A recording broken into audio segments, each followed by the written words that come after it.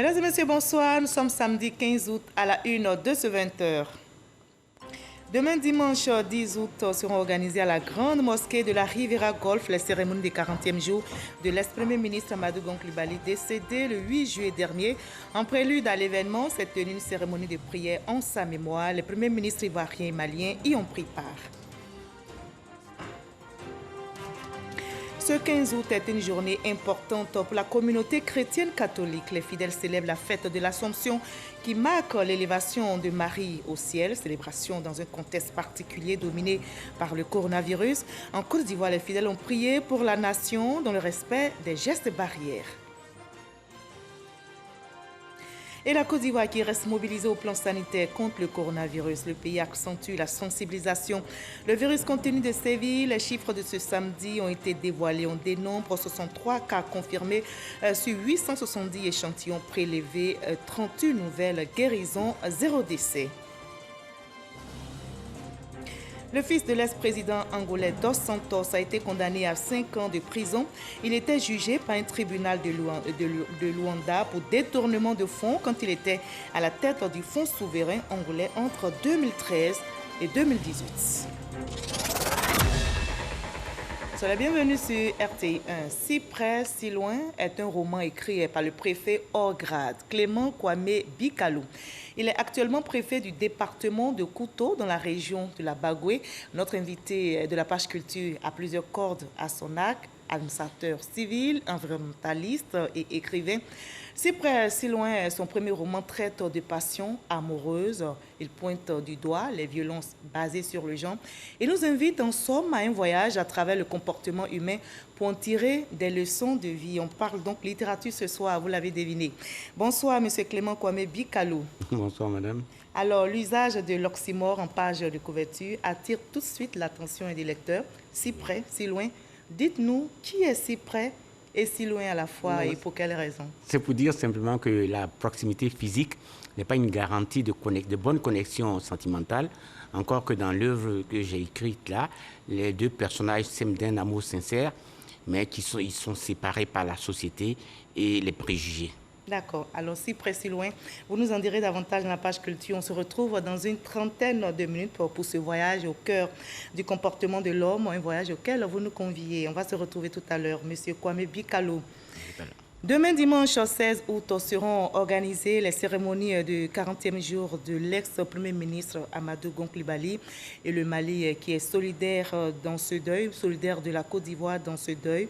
Vous allez le voir, le premier ministre malien Boubou Cissé accompagné de la première dame du Mali, Keïta Aminata Maïga, sont arrivés aujourd'hui même à Abidjan pour prendre part à ces obsèques marquant les 40e jours du décès de l'ex-premier ministre ivoirien Amadou Gon Coulibaly. On en sait plus avec Cher Koné.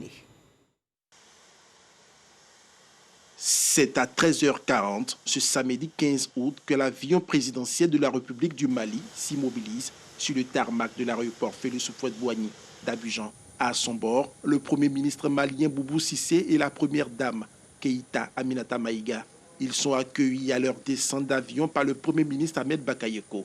Après les échanges de civilité, l'hôte du jour a expliqué les raisons de sa présence en terre ivoirienne. Demande du président de la République, son Excellence Ibrahim Boubacar Keïta, pour participer aux cérémonies de sacrifice du 40e jour de notre regretté frère et mon homologue, Amadou Gon Coulibaly. Quand son décès est intervenu, c'était un moment particulièrement difficile pour la République du Mali. Nous sommes passés par des turbulences que vous connaissez et nous n'avons pas pu être présents aux cérémonies officielles et aux hommages qui lui avaient été rendus. Nous avons été de cœur et d'esprit avec tous ceux qui ont été ici il y a 40 jours, mais nous avons pensé qu'il était important que nous puissions venir ici aujourd'hui participer à ce sacrifice du 40e jour pour participer aux prières et faire des prières en son endroit afin que son corps et son âme reposent en paix. Décédé le 8 juillet et inhumé le 17 juillet, Amadou Gon Coulibaly repose à jamais à Korogo, sa ville d'origine. Le Mali qui est donc solidaire de notre pays. Justement, je le disais tantôt, demain dimanche 16 août seront organisées à la grande mosquée de la Riviera Golf à Cocody les cérémonies du 40e jour de l'ex-premier ministre Amadou Gon Coulibaly, décédé le 8 juillet dernier. En prélude à l'événement, s'est tenue une cérémonie de prière en sa mémoire. Les premiers ministres ivoiriens et maliens, Ahmed Bakayoko et Boubou Cissé, y ont pris part. Konepa Gassoro. Commune de Cocody, résidence de la mère de l'ex-premier ministre Amadou Gon Coulibaly, rappelé à Dieu le mercredi 8 juillet dernier. Imam, guide religieux, prédicateur, fidèles musulmans, famille biologique et politique de l'ex-chef du gouvernement réunis pour lui rendre hommage. Nous sommes à la veille de la cérémonie des sacrifices des 40e jours du décès de El Hadj Amadou Gon Coulibaly. Lecture du Saint-Coran, louange, invocation et prêche au centre de cette cérémonie de prière et de bénédiction. Quand l'homme meurt, son cheminement spirituel ne s'arrête pas. C'est vrai, ce qu'il a fait avant sa mort peut être gardé pour lui, mais on peut l'aider pendant qu'il est dans sa tombe. Donc nous avons donné maintenant le hadith du prophète alayhi salatu wassalam qui dit que quand quelqu'un meurt et qu'il laisse un enfant vertueux, et cet enfant-là peut faire des prières, il peut même poser des actes qui lui peuvent être bénéfiques. Cette cérémonie d'hommage a vu la participation du président du COSIM, du Haut Conseil islamique et du chef du gouvernement du Mali, du Premier ministre, ministre de la Défense Ahmed Bakayoko, des membres du gouvernement et des présidents d'institutions. Nous sommes venus ajouter nos prières à celles de la famille pour implorer le Tout-Puissant afin que notre illustre disparu, le Premier ministre Amadou Gon Coulibaly, repose en paix. Nous avons fait également des prières pour que Dieu donne la force à sa famille de surmonter cette épreuve difficile. Et nous sommes très heureux de recevoir notre frère du Mali qui a travaillé pendant de longues années avec le Premier ministre Amadou Gon et nous saluons leur présence, une marque de solidarité qui nous touche particulièrement. Nous sommes venus au nom du président de la République du Mali, son Excellence M. Ibrahim Boubacar Keïta, venir rajouter nos prières à celles qui ont déjà été faites par l'ensemble du peuple ivoirien, afin que Allah subhanahu wa ta'ala puisse accueillir notre regretté Amadou Gon Coulibaly parmi les bienveillants, à côté de lui. Les hommes de Dieu, profitant de l'occasion, ont prié pour la paix, la stabilité et pour une élection apaisée le 31 octobre prochain. Voilà la Côte d'Ivoire qui organise cette cérémonie en la mémoire de son Premier ministre Amadou Gon Coulibaly, décédé le 8 juillet dernier, se remet difficilement mais progressivement de son deuil. Les prières pour la paix se multiplient dans les différentes localités. C'est le cas dans la ville historique de Kong. Les populations ont invoqué Dieu pour la cohésion et pour l'un de ses fils, l'un des fils de la région. Il s'agit du président Alassane Ouattara. Reportage Kader Sogodogo. Mosquée historique de Kong, lecture coranique, chapelet égrené, l'imama et les fils de la localité sont en prière pour la Côte d'Ivoire. Cohésion sociale et paix, des ingrédients nécessaires pour le développement du pays. Des prières élevées à l'endroit d'un des leurs, le président de la République Alassane Ouattara, pour qu'il ait la force de conduire le navire ivoire à bon port.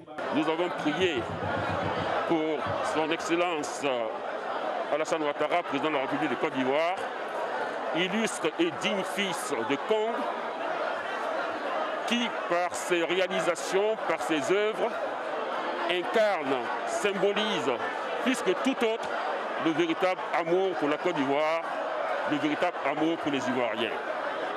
Nous avons prié pour que le Seigneur Tout-Puissant et miséricordieux soit son bouclier et sa boussole dans l'œuvre de construction immense qu'il devra continuer pour le bonheur des populations ivoiriennes et pour la construction d'une nation forte, prospère et solidaire. Des prières depuis Kong pour le repos de l'âme de l'ex-premier ministre Amadou Gon Coulibaly, 40 jours après son décès, et pour l'actuel premier ministre Ahmed Bakayoko.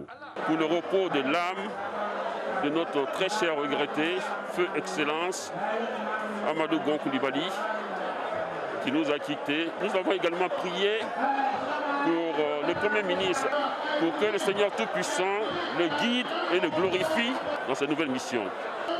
Nous avons aussi prié pour notre frère, le ministre Téné Brahima Ouattara, président de la région du Tchonogo, acteur majeur par excellence du développement et de la cohésion sociale dans le Tchonogo.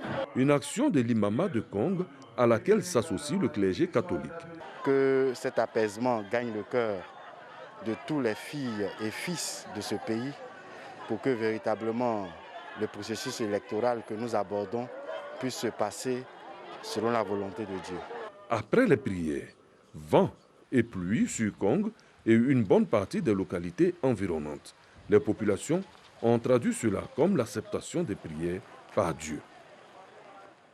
Et on a aussi prié pour la paix en ce jour de la fête de l'Assomption. Les chrétiens catholiques célèbrent aujourd'hui, samedi 15 août, l'élévation de Marie. L'événement, vous allez le voir, a été commémoré dans toutes les paroisses, notamment au Bon Pasteur de la Riviera 3 et à Saint-Luc, des 220 logements. Les fidèles catholiques ont prié et chanté à la gloire de Dieu, nous rapporte Grâce Canto. Les portes du paradis s'ouvrent pour Marie en cette fête de l'Assomption. Au thème de sa vie terrestre, l'Immaculée Mère de Dieu a été élevée dans la gloire du ciel. L'événement est commémoré dans toutes les paroisses, comme ici, à Saint-Luc des 220 logements, dans la commune d'Adjamé. Jésus, au thème de sa vie, lorsqu'il était sur la croix, a dit au dernier disciple qui était Jean, « Voici ta mère ». Et pour tous ceux qui sont restés fidèles à Jésus, ça veut dire les chrétiens, Maman Marie est leur maman. Et aujourd'hui, comme elle est auprès du Père, elle est celle qui intercède pour nous. Elle est celle qui prie pour nous. Elle est celle qui nous accompagne dans notre effort de ressembler à Jésus. Marie monte avec tout ce que nous avons comme souffrance. Nous avons comme mésentente. Et c'est l'occasion pour nous, chrétiens, de dire que le Christ n'est pas divisé. Et nous devons rester un pour faire un avec l'Église, pour faire un avec nos frères et sœurs. Parler de ma mère, la Vierge Marie.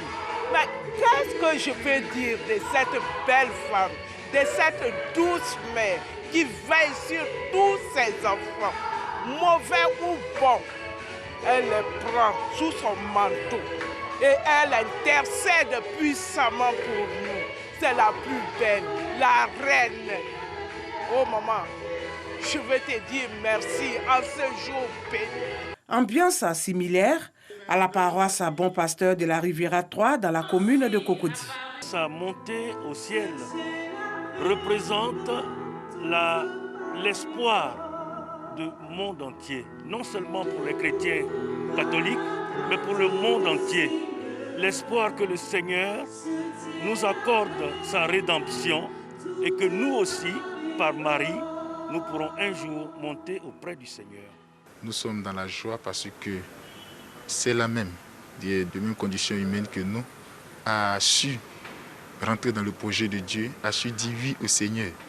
Et c'est par elle que nous avons reçu le Rédempteur, nous avons reçu le Sauveur Jésus-Christ. C'est par elle que notre Seigneur a pris chair. C'est par elle que notre Seigneur est venu dans le monde pour sauver les gens humains. Le dogme marial a été proclamé le 1er novembre 1950 par le pape Pie XII. Et coronavirus oblige, la fête de l'Assomption est célébrée dans le respect des gestes barrières. Pas de déplacement cette année à Lourdes pour les pèlerins, mais cela n'enlève rien en l'ardeur des fidèles, notamment ceux de l'association Notre-Dame de Salut qui se sont retrouvés ce 15 août, jour de l'Assomption, au petit séminaire de Bingerville pour invoquer et implorer Dieu. Godefroy Okambawa. À l'association Notre-Dame de Salut, c'est une tradition de fêter dans la joie et la ferveur l'Assomption de la Vierge Marie. Dans les retraites au petit séminaire de Bingerville, les pèlerins ont vécu les étapes essentielles d'une expérience spirituelle, comme dans les sanctuaires de Lourdes. Point n'était besoin d'être physiquement présent ce 15 août en ce haut lieu marial pour méditer l'homélie suscitée par l'évangile tiré du livre de Luc. Son éminence, le cardinal Pietro Parolin, bras droit du pape François, présidait la célébration. Aujourd'hui, fête de l'Immaculée Conception, les chrétiens sont appelés à se tourner vers Marie avec une confiance intense. Marie donnée comme signe de consolation et d'espérance. C'est la plus belle des fêtes, la fête de la Vierge Marie. C'est la fête d'une mère, les enfants qui honorent leur mère. Je sais que dans le calendrier, il y a un moment où les enfants célèbrent leur maman, la fête des mères. Mais la Vierge Marie, c'est la mère des mères. En ce sens que l'Église nous dit c'est la mère de Dieu. Je suis l'Immaculée Conception. Le thème du 147e pèlerinage à Lourdes rappelle les mots que Bernadette a entendus à la grotte de Massabielle, de la bouche de cette belle dame qui se révélera être Marie. Entre engagement chrétien et désir de servir, l'association Notre-Dame de Salut a eu une pensée pour les malades.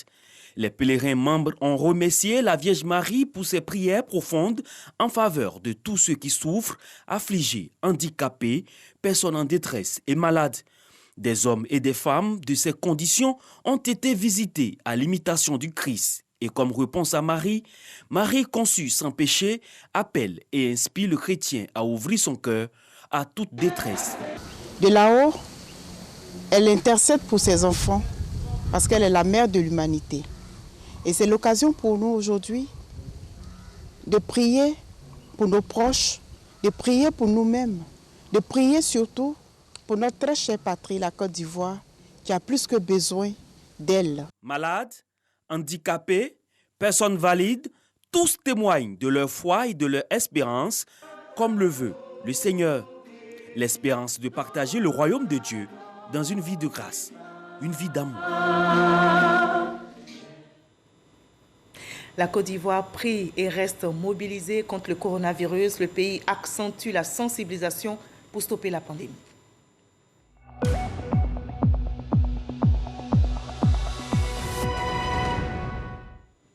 Voilà, on reste mobilisé pour venir à bout du coronavirus, une pandémie qui sévit et menace toujours notre santé. Les chiffres de ce samedi 15 août révèlent 63 cas confirmés sur 870 échantillons prélevés, 38 nouvelles guérisons, 0 décès. La Côte d'Ivoire, notre pays, compte à ce jour 3126 cas actifs. Pour préserver notre santé et celle des autres, on ne relâche pas dans le respect des gestes barrières. Et toujours au plan sanitaire, le ministre de la Santé et de l'Hygiène publique, Eugène Aka Awele, vient de lancer à Sakassou la campagne de pulvérisation intra-domiciliaire de lutte contre le paludisme. Le pays s'est fixé un objectif, l'éradication du paludisme d'ici à 2030. Le compte à rebours a donc commencé, comme nous le dit Kader Sogodoro. En 2019, le paludisme a tué en Côte d'Ivoire 1641 personnes. Le nombre de malades était de 4 777 000. Le pays, aujourd'hui, s'est engagé à éradiquer cette maladie endémique d'ici 2030. Sakassou, dans la région de Bouéké, et Nassian, dans la région du Bunkani, classée zone rouge, bénéficie d'une campagne de pulvérisation intradomiciliaire. Dr Eugène Aka Awele, ministre de la Santé et de l'Hygiène publique, a choisi justement Sakassou pour le lancement de l'activité. Il se trouve que le paludisme reste le premier problème de santé publique en Afrique. Et dans notre pays, une des principales causes de mortalité reste le paludisme. Il représente un tiers des motifs de consultation dans nos formations sanitaires. Pour faire face à cette situation, le gouvernement ivoirien, en plus de la subvention du Fonds mondial, mobilise depuis 2018 auprès du gouvernement américain environ 13 milliards de francs CFA pour renforcer les interventions et maintenir la gratuité des soins. La Côte d'Ivoire a donc décidé, comme d'autres pays, d'éliminer le paludisme. Depuis 2018, la Côte d'Ivoire bénéficie de l'appui du peuple américain à travers le financement PMI, un montant annuel de 12 milliards de francs CFA pour l'accompagner dans sa volonté de tuer le paludisme. La pulvérisation intradomiciliaire consiste à appliquer un produit insecticide dans divers endroits d'une maison pouvant abriter des moustiques. Et les choses bougent aussi dans d'autres secteurs ici dans notre pays. Ces dernières années, l'État ivoirien a engagé plusieurs réformes visant à améliorer la gouvernance des sociétés d'État et des entreprises à participation financière publique. L'enjeu est de maintenir et d'accroître leur performance financière. 282 administrateurs ont été formés et comme on le voit, le renforcement des capacités des administrateurs des entreprises publiques est ainsi en marche. Mama Traoré pour les détails.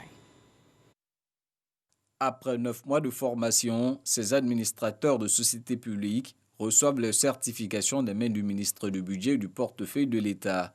Grâce à un programme de renforcement de capacités piloté par la Direction générale du portefeuille de l'État, ces administrateurs sont désormais mieux outillés pour rendre plus performantes leurs entreprises respectives. On va assurer cette gouvernance avec efficacité et faire en sorte que les entreprises publiques aussi soient des entreprises performantes qui soient capables de procurer à l'État les réponses adéquates à ses besoins de financement des services socio-économiques. Ce qu'on a appris permet de dire que c'est très important le rôle qu'on est amené à jouer. Je parle de tous les administrateurs, de tous les PCA. Nous avons une base plus solide d'intervention dans la gestion de nos sociétés. Et cela n'apportera que du bien à notre Côte d'Ivoire qui, par le passé, péchait par le manque de performance des sociétés étatiques. 282 auditeurs forment cette première promotion du programme de certification des administrateurs des entreprises publiques. Les 3 modules enseignés sont gouvernance d'entreprise, comité d'audit et environnement de contrôle, enfin stratégie et gouvernance. Ce programme de certification vise à apporter des réponses appropriées à certaines problématiques propres au secteur parapublic, notamment les difficultés liées à la gouvernance des sociétés publiques, à la gestion des risques et à l'évaluation de la performance et à la définition et la mise en place de stratégies de gestion. Dans la mise en œuvre du dispositif de perfectionnement des entreprises publiques, la professionnalisation du mandat d'administrateur me paraît incontournable. Les formations que vous avez suivies constituent une première étape dans notre dynamique de professionnalisation des conseils d'administration. Moussa Sanogo annonce que cette formation va s'étendre aux directeurs généraux des sociétés d'État et des entreprises à participation financière publique. Cette première expérience enregistre un taux de satisfaction de 97%. Pour autant, les auditeurs souhaitent la pérennité du programme avec des modules adaptés à la spécificité des secteurs d'activité. Et c'est un nom à retenir. Théuya Kwame Adjoumani, directeur des affaires financières au ministère de l'Agriculture et du Développement rural, donne l'exemple. Il a été distingué meilleur directeur des affaires financières. Son prix lui a été remis par le ministre du Budget et du portefeuille de l'État, Moussa Sanogo. Les détails avec Jean-Jacques Kwame. Théuya Kwame Adjoumani, du ministère de l'Agriculture et du Développement rural, Fédigué Ouattara, du ministère de l'Équipement et de l'Entretien routier, et Ibrahima Doumbia, du ministère de l'Enseignement supérieur et de la Recherche scientifique, sont respectivement premiers, deuxième et troisième du prix Bassirima Sanogo, du meilleur directeur des affaires financières DAF. Pour cette deuxième édition, les 48 DAF des ministères ont été évalués par un comité sur 4 critères: la qualité de l'élaboration du budget, la bonne exécution du budget, la régularité des dépenses et la capacité organisationnelle. Des indicateurs qui font du trio gagnant les meilleurs de leur corporation de l'année 2019. Au-delà de cette reconnaissance et de nos personnes, cette distinction est une invitation à maintenir le cap de la performance dans nos directions. Nous sommes conscients des défis à relever et nous en mesurons les enjeux pour notre pays. Au nom de tous les DAF, vous assurez de notre engagement, de notre disponibilité pour réussir ensemble la réforme budgétaire engagée par notre pays. En instaurant ce prix en 2018, le ministère du Budget et du portefeuille de l'État veut inculquer aux DAF la bonne gouvernance dans la gestion des finances publiques. À l'endroit des lauréats de cette deuxième édition, je vous engage à demeurer des DAF modèles, des agents de l'État de référence, afin de toujours mériter la confiance du gouvernement l'estime et le respect des Ivoiriens en général et en particulier des usagers de nos services publics. C'est pour rendre hommage à l'inspecteur auditeur général et président du secrétariat technique du comité d'évaluation des DAF, Basseri Bassanogo, décédé en juin dernier, que le prix du meilleur DAF portera désormais son nom. Et on vise aussi l'excellence du côté de Guy Bérois. Pour le développement du Grand Guy Bérois, un conseil est né. C'est une organisation qui réunit les cadres, les autorités coutumières et toutes les populations de Guy Bérois, Galébré et Dignago. Galébré et Dignago, l'objectif de ce conseil de développement est d'appuyer les mutuelles, nous explique Godfrey Okambawa. Améliorer la qualité de vie des populations, aider les jeunes à se prendre en charge et faciliter la création d'activités génératrices de revenus. Des objectifs que le Conseil du développement du Grand Guy Bérois s'est assigné au lancement de ces activités. Un conseil qui se veut comme un instrument de développement. Pour atteindre ces objectifs, Colette Pello-Lakpé, désignée à la tête de ce conseil, entend s'appuyer sur les mutuelles de développement. Le développement n'a pas de prix. Quand dans un village, vous mettez de l'eau, s'il y a de l'eau, le cadre qui n'est pas venu, il y a sa famille dedans, lui aussi il va en profiter. Donc moi je leur demande que l'union faisant la force de se mettre ensemble. Donc je demande à tous nos cadres, même ceux qui ne sont pas cadres, les jeunes, les femmes, ceux qui peuvent nous aider. Parce que ceux qui ont dansé tout à l'heure, c'est le développement aussi. Bon, donc qu'ils viennent pour que s'ajouter. Le Conseil du développement du Grand Guy Bérois est une structure qui regroupe l'ensemble des cadres de la région du Gor. Elle entend apporter sa contribution au développement des 3 sous-préfectures, Guy Bérois, Galébré et Dignago, qui forment le Grand Guy Bérois. Voilà, le développement est donc en marche et le calme est revenu du côté de Gagnoa après 2 jours de violentes manifestations. La vie donc a repris son cours normal. Une délégation des autorités et cadres de la région conduite par la secrétaire d'État aux droits de l'homme était sur le terrain. On en sait plus avec Godfrey Okambawa. Jeudi et vendredi dernier, dans la ville de Gagnoa, les rues étaient jonchées de débris, de barricades et de pneus enflammés. Au quartier Babré, des magasins pillés et incendiés. Les gens marchaient ici pacifiquement. Et il y a eu un groupe de jeunes qui est quitté d'un autre quartier, qui venait les attaquer.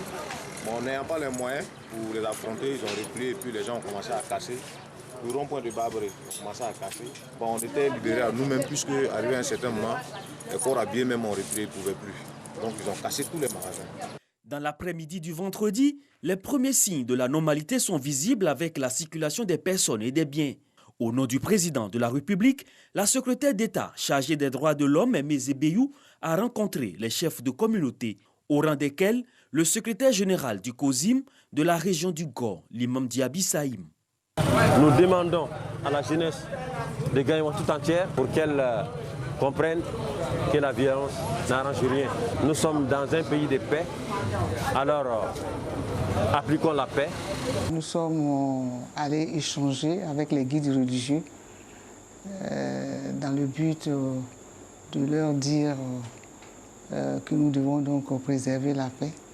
Nous devons faire en sorte de contenir nos enfants pour éviter qu'il y ait des violences. Nous avons donc lancé un appel de non-violence et que nos enfants n'aillent plus dans la rue parce que c'est le dialogue qui est l'âme des forts.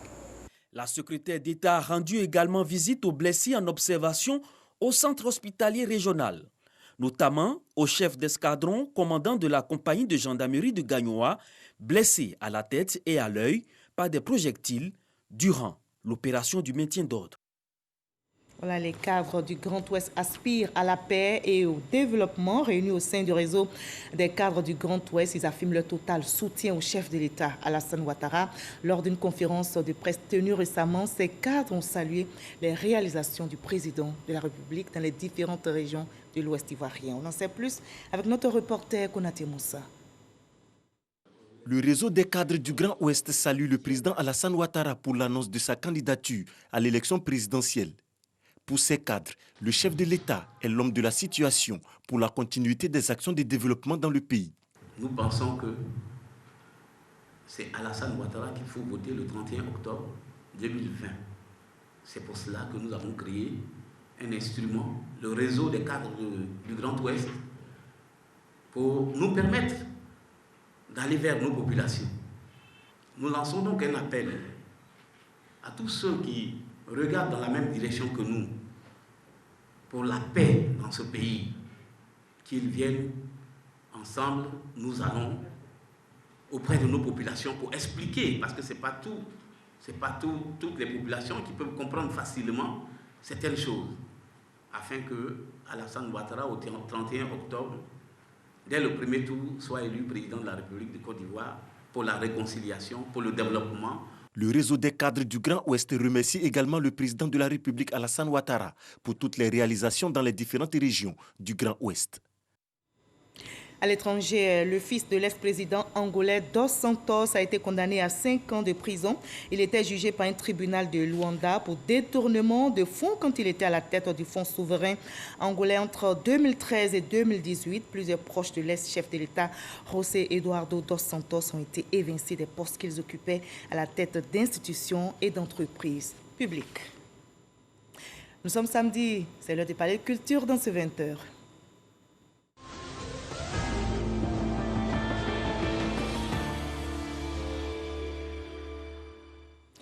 On parle littérature ce soir avec l'œuvre de l'auteur ivoirien Clément Kwame Bikalou, Si près, si loin. C'est son premier roman. Je vous retrouve avec plaisir, Monsieur Clément Kwame Bikalou. Voilà, je rappelle que vous êtes préfet hors grade, actuellement en fonction dans le département de Koutos, c'est dans la région de la Bagoué. Mais ce soir, vous serez amené à troquer votre casquette de préfet pour celle d'écrivain. Alors dites-nous comment vous appréhendez ce format. Donc, comme vous faites bien de préciser que j'ai 2 casquettes. L'une pour la fonction, l'autre pour la passion. Et je passe allègrement de l'une à l'autre. Et c'est avec grand plaisir que je suis sur votre plateau en arborant la casquette d'écrivain. D'accord, alors bien installé donc. Si près, si loin, votre premier roman, je le disais tantôt, qui raconte l'odyssée entre 2 personnes, des personnages carrément opposés, innommés, pas de date, pas de lieu nommé dans la narration. Pourquoi ? Bon, d'abord, c'est pour garder en éveil la curiosité du lecteur, d'abord. Et puis, surtout, faire jouer l'imagination de chacun, que chaque lecteur puisse se retrouver dans ce que je raconte. Il y a justement le suspense, il faut garder le suspense jusqu'à la fin de l'ouvrage. Exactement. Alors, avec tact et délicatesse, vous nous faites rentrer dans l'intimité de ces personnages pour en tirer des leçons. On va voir le résumé avec Franck Wadio et on en reparle tout de suite après. Si près, si loin.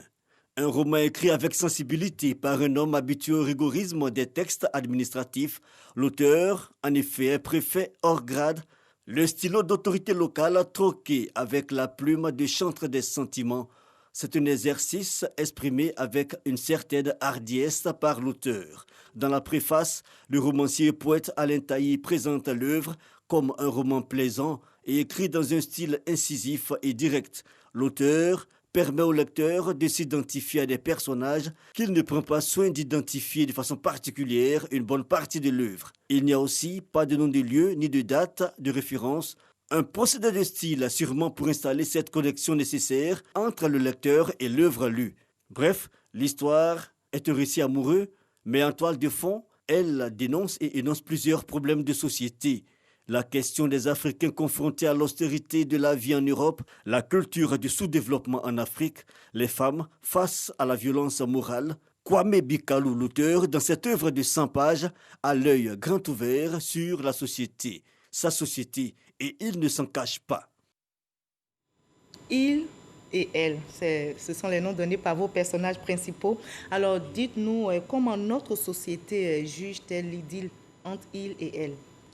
Bon. Le grand écart d'âge entre les deux. Oui, c'est-à-dire que dans notre société, il y a des préjugés.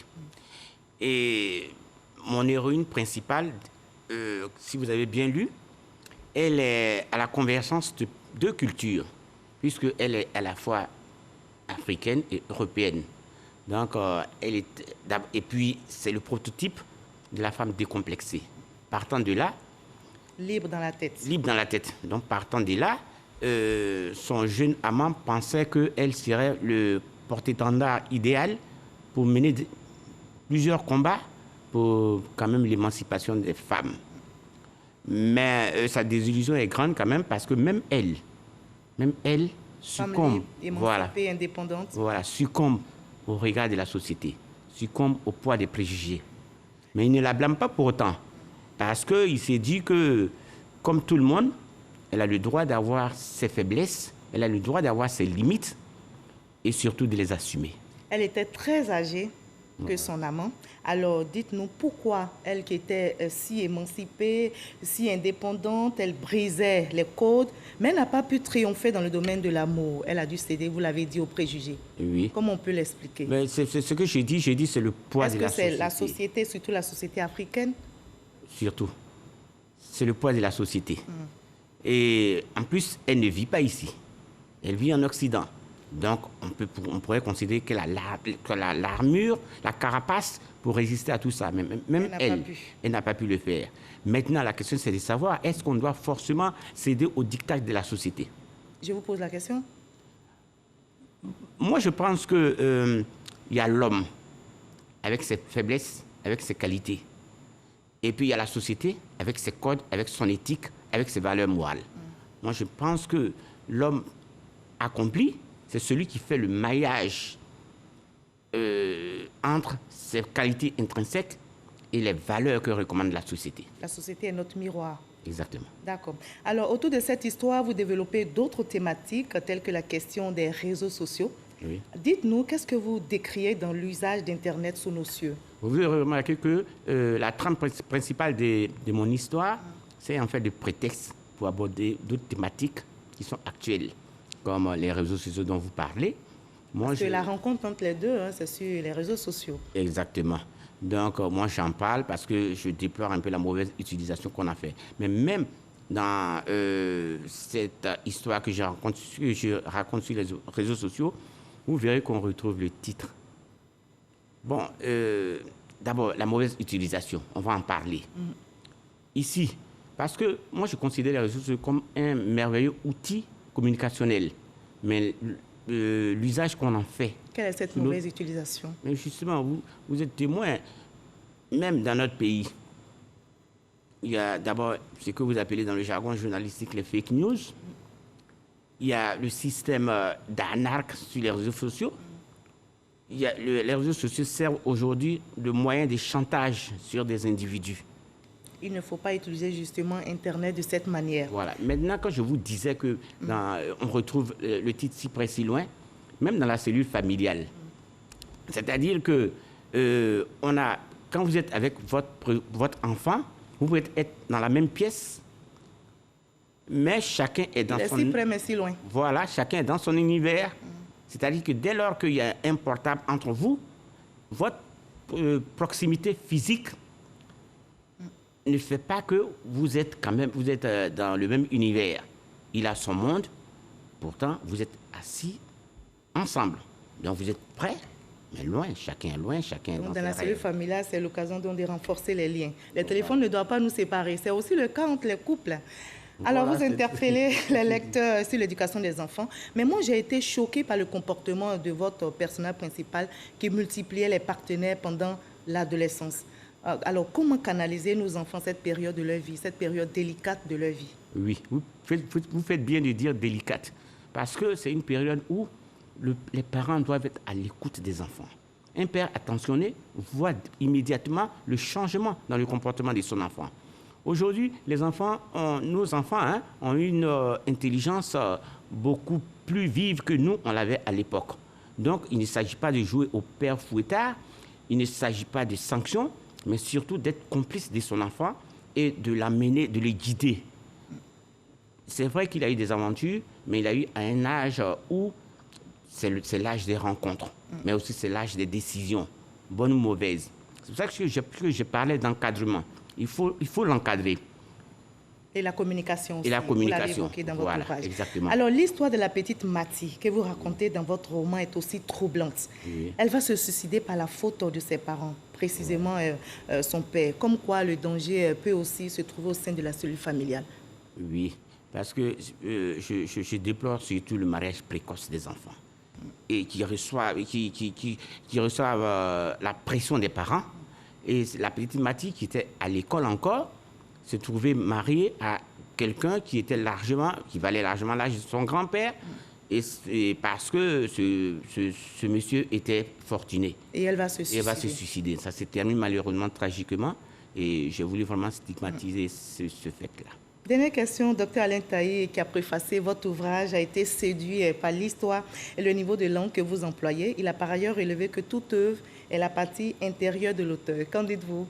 Oui, Dr Alain Taï, vous l'avez dit, franchement, je m'honore d'être adoubé par une telle sommité du savoir, quelqu'un qui a une capacité intellectuelle assez proéminente. Il m'a pris en sympathie. Et il a fait quelque chose de remarquable parce qu'il m'a fait sortir carcan administratif pour me mettre sur la voie littéraire. Parce que l'administration a son lexique, l'administration a ses codes qui ne sont pas forcément les codes littéraires. Mais lui, il a su me faire cette transition. Et ça, je lui en suis reconnaissant. Merci beaucoup, M. Clément Kwame Bikalou. Je voudrais remercier 2 personnes. Ah, le temps nous persécute rapidement. Voilà. D'abord, le ministre Bruno Koné, oui. Voilà, qui m'a vraiment soutenu dans cette œuvre-là. Le ministre de la Construction. Cadre de la Bagoué. Voilà. Et j'ai un ami qui me sert des managers, celui qui a organisé la cérémonie de dédicace à Paris. Il s'appelle Péou André. Merci beaucoup, M. Clément Kwame Bikalou. Vous donnez le ton aux autres préfets. On espère qu'ils vont emboîter le pas. La littérature, ça ouvre l'esprit. Merci d'avoir été avec nous sur ce plateau, d'avoir été notre invité de la page culture. Alors, vous l'avez dit, une société avec un visage humain se construira avec l'apport de tous. Ensemble, c'est possible avec ces 3 piliers que je vous donne et que je donne aussi aux téléspectateurs. Il s'agit de l'amour, de la paix et de la solidarité. Merci de nous avoir suivis. Retrouvez Herman Guivet à 23h, demain 13h, Hamza Diaby. Et moi, je vous donne rendez-vous à 20h. Prenez soin de vous.